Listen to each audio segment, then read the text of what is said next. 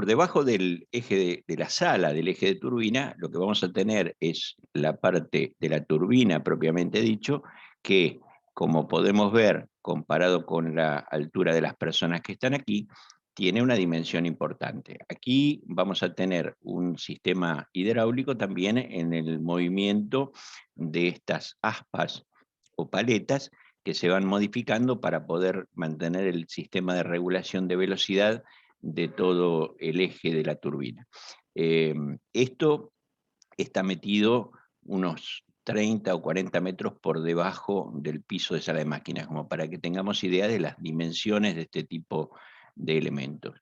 Eh, Aquí esto está sumergido en agua, o sea que aquí el riesgo de incendio no existe.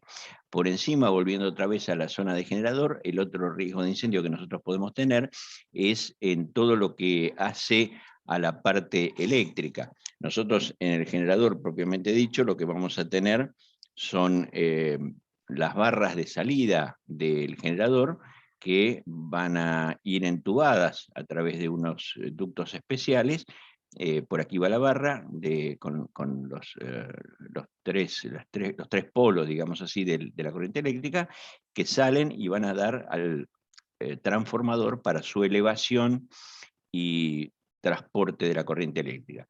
Aquí vamos a tener reactores, vamos a tener interruptores, es decir, hay un montón de equipamiento eléctrico que puede fallar por ejemplo, una puesta a tierra, un cortocircuito, algún tipo de elemento que produzca un arco lo suficientemente importante como para producir un principio de incendio. No son fuegos fáciles de controlar, ¿eh? No son frecuentes, pero si se producen, son muy riesgosos desde el punto de vista de la extinción. Otro de los puntos que nosotros podemos tener algún tipo de problema son las llamadas salas de baterías eléctricas. En las centrales, las baterías eléctricas son de corriente continua, pero de 220 volts. Entonces el riesgo es muy importante. Las salas de baterías eléctricas mantienen todos los sistemas de apoyo, los sistemas de iluminación, los sistemas de bombas que en caso de un blackout de la central siguen funcionando para lubricar la turbina y evitar que se dañen los cojinetes o los rodamientos o los sistemas de lubricación, los sistemas de comando, los sistemas de regulación. Es decir, las baterías eléctricas en las centrales hidráulicas son de altísima importancia y requieren de un mantenimiento importante. Las salas de baterías hoy día se emplean acumuladores alcalinos de níquel cadmio, pero es posible que todavía en muchas centrales más antiguas podemos encontrar baterías de plomo ácido. En general las baterías se instalan en un cuarto cerrado que forma parte del edificio principal de la central y se colocan lo más cerca posible de los tableros eléctricos para reducir la longitud de los cables, la posibilidad de aparición de sobretensiones por acoplamiento capacitivo o inductivo. Cuando nosotros hablamos de salas de baterías, vamos a tener que cumplir algunas normas que están contempladas en el decreto 351 y algunas normas más, donde una de las cosas principales que vamos a tener es el riesgo de explosión por generación de hidrógeno, es decir, cuando la batería está en proceso de carga, se produce un riesgo de generación de hidrógeno que nosotros tenemos que extraer. Para eso se colocan extractores de gases que deberán ponerse en funcionamiento antes de la apertura de la puerta o de la entrada de personal a fin de eliminar la posibilidad de acumulación de hidrógeno que se desprende durante la descarga intensa de las baterías. Este hidrógeno podría, si no se ventila la zona, podría formar una mezcla explosiva donde alguna chispa originada, por ejemplo, por la ropa del personal, la electricidad estática, podría dispararla, podría encenderla y puede provocar una explosión. Esas salas de baterías, en general, nosotros vamos a ver que tienen que cumplir algunos requisitos que son importantes. Por ejemplo, tener pisos antiácidos con un desagüe, tener protecciones en todos los barrales de conexión entre la batería, un sistema de ventilación a través de extractores que preferentemente tendría que funcionar en forma automática, para lo cual se puede poner un detector de hidrógeno cerca del techo de esa batería, y que cuando detecte hidrógeno active directamente. También en la ventilación se tiene en cuenta para mantener una temperatura estable que esté como mínimo en 5 grados y como máximo en 25 para mejorar el rendimiento de las baterías. Estas baterías suelen ser de un tamaño bastante importante y esa sala de baterías, en general lo que se pide en la ley es que tenga una superficie que sea eh, resistente a ácidos y álcalis para que se pueda mantener limpia la zona de trabajo. Los locales destinados a batería deben ser secos, bien ventilados y sin vibraciones. La temperatura ambiente no debería variar más allá de entre 5 y 25 grados centígrados. La instalación eléctrica y de iluminación tendrá que ser de tipo antiexplosiva, lo que se llaman instalaciones ATEX. El suelo debe ser a prueba de ácidos o álcalis en función de algún derrame que se pudiera producir del electrolito de las baterías. Tendrá que tener una ligera pendiente a un canal de desagüe para poder lavar la zona o recoger cualquier derrame que se produzca. Las paredes, techos y ventanas deben cubrirse con pintura resistente al ácido. Si en el lugar hay ácido que se usa para las baterías, ese ácido puede evaporarse, puede estar presente en el ambiente y producir efectos de corrosión. Y siempre es importante que haya una ducha de seguridad, eventualmente un equipo autónomo para poder ingresar en caso de que haya una atmósfera corrosiva o que haya un incendio y se produzca humos que sean altamente peligrosos, y siempre algún equipo extintor a mano para poder apagar cualquier principio de incendio. En general las salas de baterías tienen que ser lugares amplios, ventilados, bien iluminados, con extractores. Son características que inclusive están establecidas en la ley y no tienen ningún secreto, solo hay que tenerlos en cuenta. No se puede poner una sala de baterías en cualquier lado. Eh, es importante que en el caso de las salas de batería las puertas abran hacia afuera, de forma tal de que si se produce una explosión, la explosión pueda evacuarse, pueda soltarse hacia afuera sin producir ningún daño. Lo mismo pasa cuando hay que salir rápidamente del lugar y entonces las puertas deben abrir hacia afuera. Siempre se recomienda que haya dos personas, que no vaya una persona sola al lugar por el peligro que tienen las baterías. Se sugiere siempre instalar iluminarias antideflagrantes, antiexplosivas de tipo ATEX. Se prohíbe, por supuesto, en el lugar el ingreso de llamas, chispas, uso de celulares, fumar, bueno, todas las cosas que pudieran producir el más mínimo encendido. Inclusive se recomienda no utilizar celulares y si se usan radios, que esas radios o handy sean antiexplosivos. Se recomienda colocar un teléfono por fuera de la sala por si hay que hacer algún llamado para que ese llamado no se produzca dentro de la sala. Todo apunta al riesgo que tiene el hidrógeno como agente o como elemento explosivo que puede formar una mezcla explosiva entre el 4% y el 75% de hidrógeno en aire. Por lo tanto, cualquier pequeña chispa puede producir una explosión. Estas salas de baterías en general tienen una ubicación en un lugar cercano para que se lo pueda revisar fácilmente. Las barras de alta tensión tienen que estar cubiertas, los sistemas donde se colocan las baterías tienen que ser metálicos para que no puedan prenderse fuego en caso de explosión, y tienen que estar cubiertos con pinturas que sean protectoras contra los sistemas de corrosión. Eh, el ejemplo más complicado que tiene una sala de baterías es el incendio de esa batería por bajo nivel de electrolito. Cuando hay bajo nivel de electrolito hay un incendio químico con humo procedente del material plástico del vaso de la batería, tenemos electrolito ácido, electrolito que es corrosivo, que pueda estar derramado, tener derivaciones con tensión en todas las partes donde hay electrolito, y puede haber un contacto involuntario o accidental con la parte eléctrica.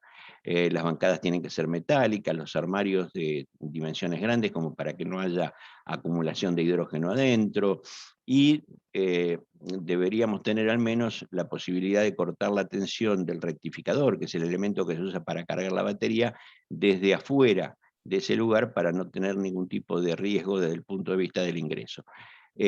Los procesos de mantenimiento, es importante que estas baterías se revisen regularmente. Lo ideal es no menos de una vez por semana ir a ver si está todo en orden, si no hay ningún problema, y luego establecer una rutina de limpieza, de mantenimiento, de verificación del electrolito, que tiene que ser hecha por personal entrenado, muy calificado.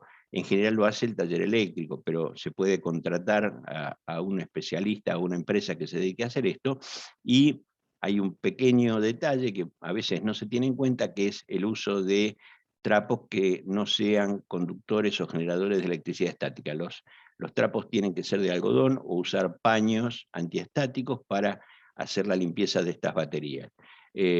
Lo que siempre se recomienda es que las paredes sean fáciles de limpiar. En este caso es una sala más o menos antigua y está cubierta con azulejo, lo cual es perfecto desde el punto de vista de la protección. Los pisos son antiácidos, y en este caso las baterías tienen estos elementos que están en en las bocas de carga del control del electrolito, donde la evaporación del electrolito cae dentro de este envase, se condensa y cuando se enfría vuelve a bajar y vuelve a mantener el nivel del electrolito. O sea, se hace el control para reponer el electrolito perdido, pero hay algunos sistemas que ayudan a este tipo de cosas. Siempre en estos casos existe la posibilidad de explosión de un vaso de batería. Aquí tenemos un ejemplo de lo que pasa cuando un vaso de batería estalla, revienta, explota, producido por algún efecto interior, una falla de alguna placa, o la acumulación de hidrógeno dentro de la placa con un cortocircuito de alguna parte de la batería que produce una rotura. Cuando se produce la explosión, lo que vamos a tener es un derrame de electrolito, que es agua destilada con una cantidad de ácido, donde tenemos que tener a mano elementos para neutralizar y recoger ese derrame. Lo que normalmente se usa es bicarbonato de sodio, paños absorbentes, y hay que tener a mano elementos para juntar y barrer. Y luego habrá que hacer un lavado de toda la zona simplemente con agua y derivarlo a algún lugar. Donde el electrolito cayó al piso, si el piso no es anticorrosivo, te lo va a destruir, y si hay, como en este caso, algún cable, podría atacar la cobertura del cable. Por lo tanto, hay que revisarlo perfectamente bien antes de usarlo. Aquí podemos ver una foto de la batería con su estallido. Vemos que el plástico es grueso, sin embargo la explosión la rompió totalmente, y obviamente se produce por alguna razón de acumulación de hidrógeno en la parte interna. La sala de baterías tiene que tener una muy buena señalización desde el punto de vista de la cartelería, con todas las instrucciones de lo que hay que hacer, de lo que sea necesario para evitar accidentes, y tiene que trabajar solamente personal que tenga muy en claro cómo es el proceso de trabajo y los riesgos inherentes. En la sala de batería tiene que haber un kit de control de derrames con todos los elementos necesarios, y preferentemente una ducha de seguridad o mínimamente una ducha lavaojos por las dudas de que hubiera alguna salpicadura en el personal que va a trabajar. Los lugares o salas de baterías eléctricas de corriente continua de 110 o 220 voltios, según lo que se use en esa central, tienen que estar limpios, bien iluminados, mantenidos, controlados regularmente, y hacer las pruebas necesarias de todos los sistemas para que no haya ningún tipo de problema en este sistema. Cuando vamos a los incendios de las centrales hidroeléctricas, tenemos aquí un ejemplo reciente, del año 2020, donde este incendio tiene una particularidad. Se produjo un incendio a altas horas de la noche en una central hidroeléctrica subterránea en la India, donde murieron 9 personas, incluidos 5 ingenieros y 15 personas, perdón, 15 empleados que estaban dentro de la planta, escaparon desde que estalló el incendio. Esto no es frecuente, no es normal. Aquí es donde nosotros podemos ver algunas de las partes, algunas de las fotos de ese incendio, donde se está atacando un tablero eléctrico, que no es un incendio demasiado complicado, pero ustedes pueden ver la cantidad de humo que se genera, donde el personal no tiene elementos de protección como ser equipos autónomos, mascarillas, algún elemento que los proteja. Es probable que las muertes se hayan producido más que nada por intoxicación, y en este caso están atacando ese fuego del tablero eléctrico con extinguidores de CO2. No es un fuego tan grande como para no poder controlarlo. Tal vez el CO2 no sea el elemento más indicado, quizás con extinguidores de polvo podían haber hecho una mejor performance, pero nosotros tenemos que tener en cuenta cuál es el tipo de problemas que podemos tener para adoptar las precauciones del caso. Esta es una foto de la misma secuencia y repito, el problema aquí es que hubo 9 muertos, lo cual no es usual, no es frecuente, no es lógico que ocurra un daño de esa naturaleza. Estos incendios tienen que ser controlados muy fácilmente. ¿Cuál es el resultado de este incendio? Bueno, la destrucción de tableros eléctricos o de tableros de comando.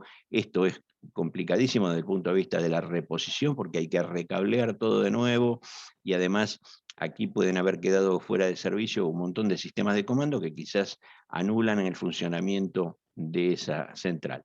Cuando hablamos de protecciones contra incendio en este tipo de centrales, nosotros tenemos algunas opciones que pueden ser bastante económicas, prácticas y de muy buen resultado. Por ejemplo, dentro de los racks, una de las posibilidades es instalar sistemas de nieblas de aerosol, que son pequeños caníster que, producido un fuego, se disparan, producen una atomización de un aerosol potásico, produciendo una extinción dentro del rack sin ningún tipo de problema y logrando un fenómeno de extinción muy bueno, con muy buen resultado. Estos son elementos o son caníster pequeños que entran dentro de los racks y que se pueden disparar por detectores, es decir, tienen un montón de sistemas de disparo que lo pueden poner en funcionamiento dentro de un fuego.